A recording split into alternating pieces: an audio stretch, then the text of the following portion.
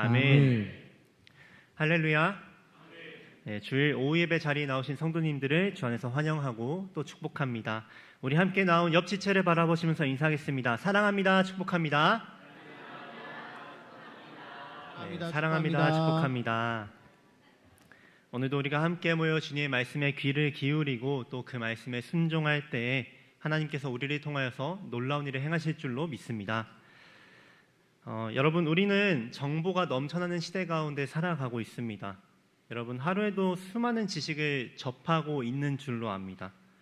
이제 스마트폰을 켜기만 하면은 우리한테는 엄청나게 정보의 홍수가 밀려오죠.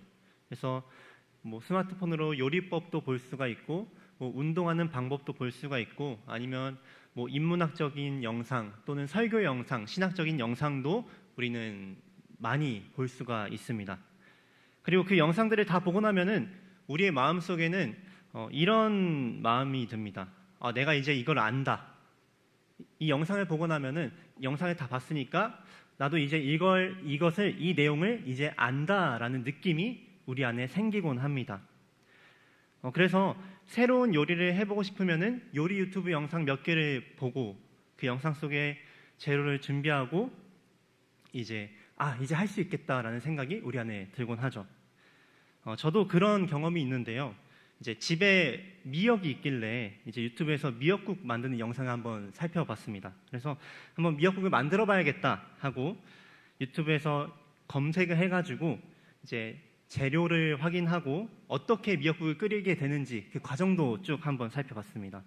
굉장히 친절하고 디테일하게 계량까지 해가지고 저한테 알려주더라고요, 영상에서. 그래서 영상을 처음부터 끝까지 한번 쭉 살펴보고 나니까 됐다, 이제 할 수 있겠다 하면서 이제 미역국을 끓이기 시작했습니다.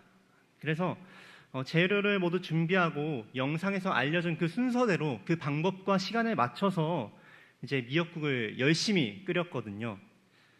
이 미역국이 맛있었을까요? 네. 어느 정도 그 레시피를 기억하면서 끓이고 나서 이제 맛을 보았는데 제가 알던 미역국 맛은 아니었습니다. 네. 제 머릿속에는 이미 시뮬레이션을 많이 돌려봤고 영상을 보고 나서 할 수 있겠다 싶었지만 현실은 정작 달랐습니다. 이제 제가 그러면 지금 그때 저의 상태는 미역국을 끓일 줄 모르는 상태였던 것이죠. 그리고 미역국을 끓일 줄 알려면은 앞으로 이 레시피를 더 많이 연습하면서 다양한 경험과 연습을 해야지 이제 미역국을 끓일 줄 아는 상태가 되는 것입니다.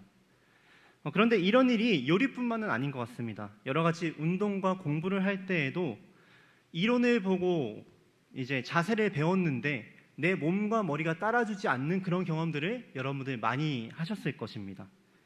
여러분 한번 수영을 예로 들어볼까요? 수영. 만약에 여러분들이 수영을 배우기로 마음을 먹었습니다. 그러면은 이제 유튜브를 통해서 강습 영상을 몇 번 보겠죠. 수영을 어떻게 하고 몸을 어떻게 움직이는 것입니다. 호흡은 어떻게 하는 것입니다. 이런 이제 영상들을 보게 될 것입니다. 책도 볼 수 있겠고요.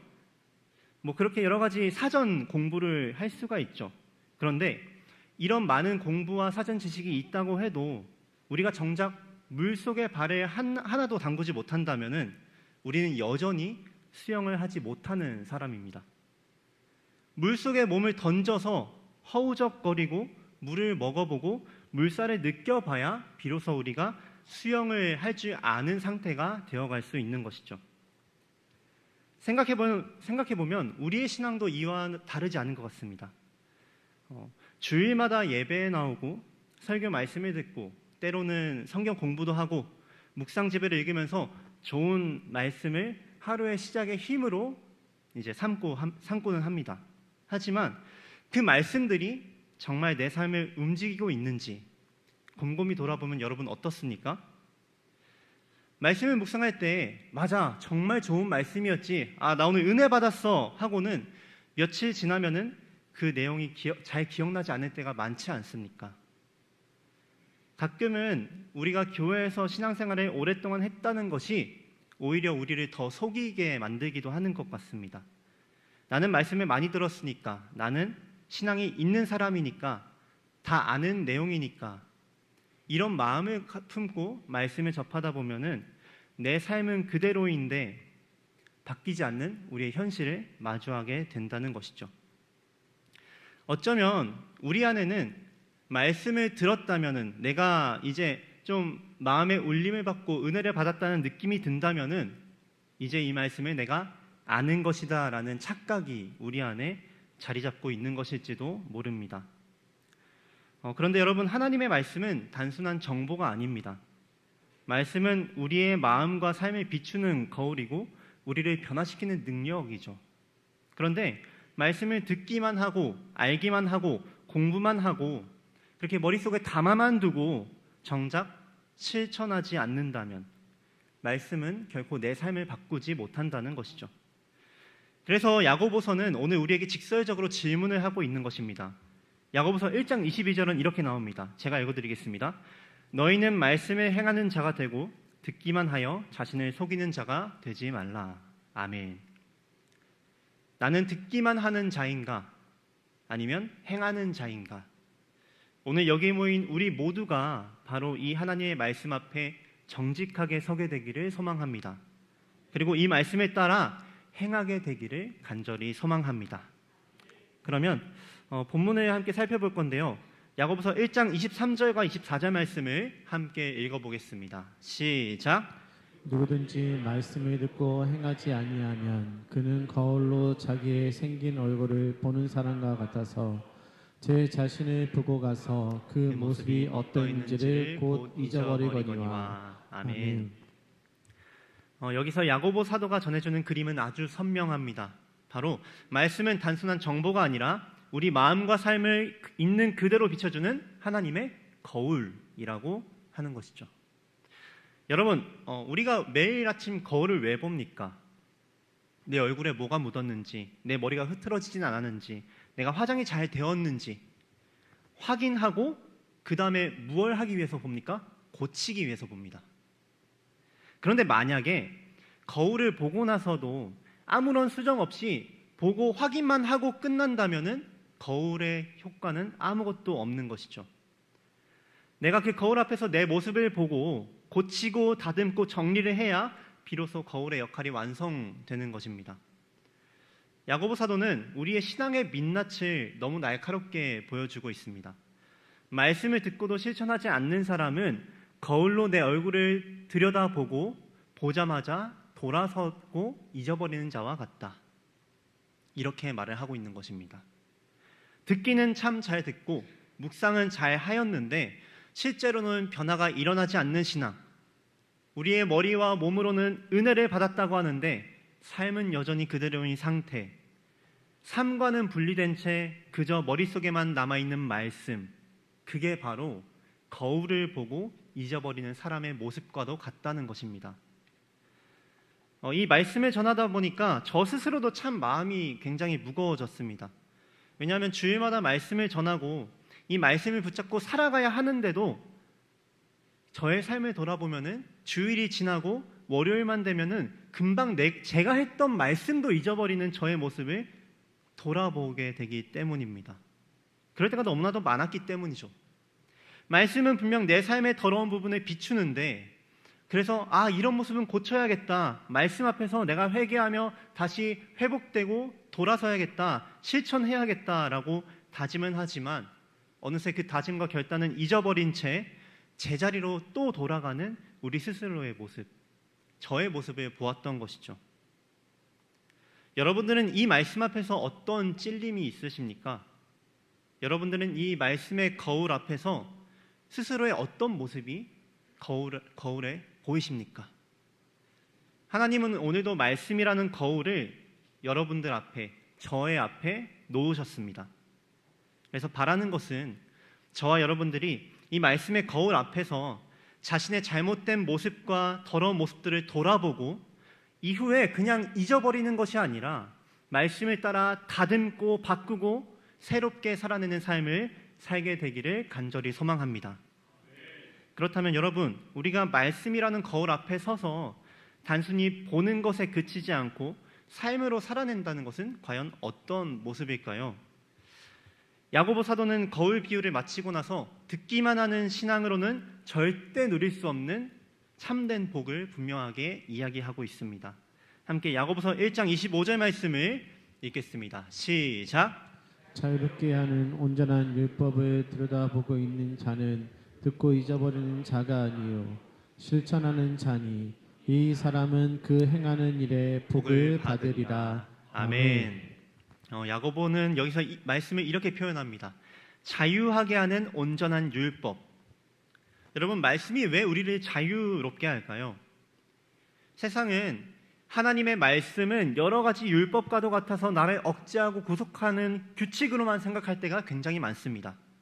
그래서 말씀을 들으면 또 이걸 지켜야 되고 또 이건 하지 말아야 되고 그렇게 나를 억압한다고 느낄 때가 굉장히 많죠. 그래서 교회 다니고 말씀을 묵상하면은 못하는 게 너무나도 많아진다라고 오해하게 될 때가 많은 것 같습니다. 그런데 여러분, 말씀은 그렇지가 않습니다. 오히려 말씀은 죄에 묶인 우리를 풀어주고 자유롭게 한다는 것이죠. 말씀을 떠나면 우리는 자유로울 것 같지만 사실은 내 마음과 죄성의 노예가 되어서 질질 끌려다니게 됩니다. 내가 원하는 것 같이 살아도 늘 비교와 불안에 묶여있고 죄가 원하는 대로 끌려다니게 되는 것이 우리의 현실이라는 것이죠.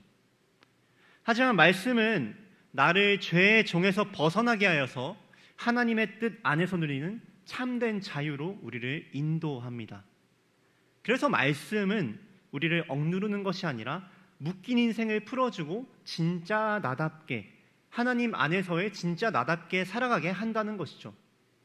하나님이 기뻐하시는 삶으로 그렇게 걸어갈 때에 우리는 죄의 습관과 옛사람의 거짓으로부터 벗어나 진정한 자유인이 된다는 것입니다. 야고보 사도는 바로 이 자유는 말씀을 실천하는 자가 누릴 수 있다고 말하고 있는 것입니다. 그래서 이것이 진정한 복인 것이죠. 말씀을 따라 살 때 주어지는 우리의 내면의 자유, 죄의 굴레에서 벗어나는 기쁨, 하나님과의 깊은 관계의 회복, 그리고 우리의 피난처가 되시는 그 든든함, 이것이 세상이 줄 수 없는 성도의 참된 복인 것입니다. 그러므로 사랑하는 여러분, 오늘도 듣는 데서 멈추지 않고 작게라도 물속에 몸을 던지듯 말씀 속으로 걸어 들어가시기를 소망합니다. 말씀을 실천한다는 것은 거창하거나 대단한 일을 하라는 것이 아닙니다. 주일에 들은 말씀 한 구절이라도 내 일상 속에서 이것 하나만이라도 살아보겠다고 결단하는 것입니다.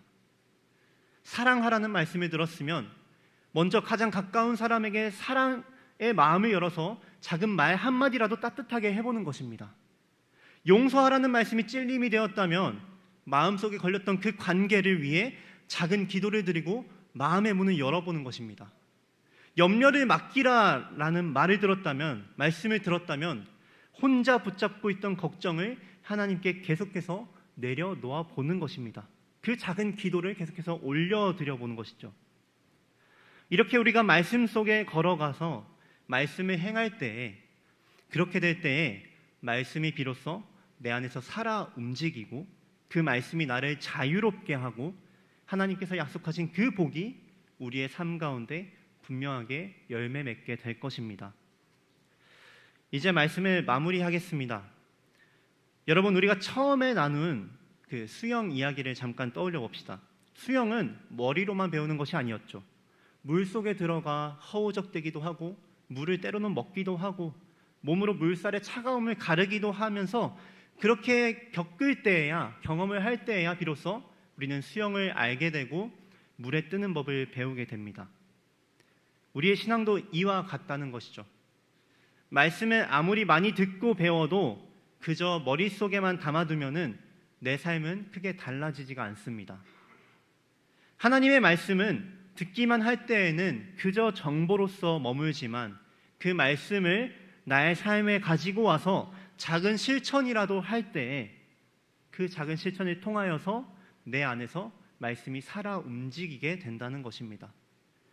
그래서 하나님은 오늘도 우리를 말씀의 거울 앞에 두신 것입니다. 그래서 하나님은 여러분들 매일 묵상할 때에 그 매일매일 날마다 여러분들을 말씀의 거울 앞에 두는 것이죠. 그렇게 거울 앞에 둠으로 날마다 우리에게 초청하시는 것입니다. 한 번 더 물속으로 너의 한 발을 내딛어 보라고 우리에게 말씀하고 계시는 것이죠. 우리가 머뭇거리며 허우적대더라도, 그렇게 하더라도 걸어갈 때에 하나님께서는 그 발걸음을 기쁘게 보실 것입니다. 왜냐하면 그 작고 서툰 실천이야말로 내 안에서 말씀이 진짜로 움직이기 시작하는 순간이기 때문입니다. 사랑하는 여러분, 바라는 것은 이번 한 주간만이라도, 그리고 앞으로 여러분들의 매일매일에서 그 날마다 붙잡은 그 말씀, 주일에 붙잡은 말씀 한 구절을 마음에 깊이 새기고 작게라도 그 말씀에 여러분들의 발을 담그게 되기를 소망합니다. 주일 오전 예배 때들은 그 말씀을 깊이 새기면서 여러분들의 발을 담그시기 바랍니다. 아마 처음에는 잘 되지 않을 것입니다. 그리고 또다시 무너지고 마음이 흔들릴 수도 있습니다. 그럼에도 우리가 끝까지 그 말씀에 발을 담그면서 살아내려고 애쓰는 그 모습들을 하나님께서는 기뻐하시며 향기로운 예배로 받으실 줄 믿습니다. 바라는 것은 이 믿음을 가지고 다시 한번 말씀이 살아 움직이는 삶을 살아내며 하나님이 주시는 진정한 복을 누리는 우리 수원북부교회 성도님들 되시기를 간절히 소망합니다. 그럼 우리